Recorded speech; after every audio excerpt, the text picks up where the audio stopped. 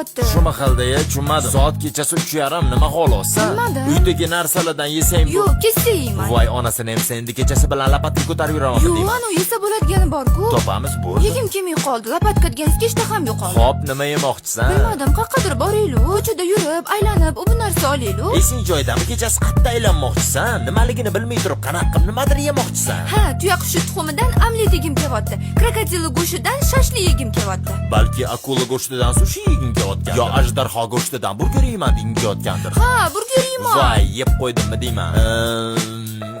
Bilmayman. Hozir hech qanday ishlamaydi. Shu ertalab bo'lsa-chi? Mabodo bolangizni burni ozgina fuchuq bo'lsa-chi? Ey, bo'pti, yur qidiramiz. Ertalab qojirab yurar ekanman-da, nima ham qilamiz? Qattandir shirin hid kelyapti. Menimcha burger bo'lsa kerak. Ish qilib shunaqa bo'lsin-da, ertalab ishga borish kerak. Va nihoyat topildi, endi mazza qilib uxlayman. Burger ham bas, rahmat senga 24 ishlar ekan. Shirin ekanmi?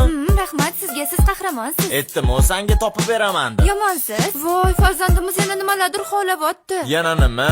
Uyga nimadir dastavka qildirgim kelyapti. Aka dastavka ila bormi? Bor, baraka topinglar.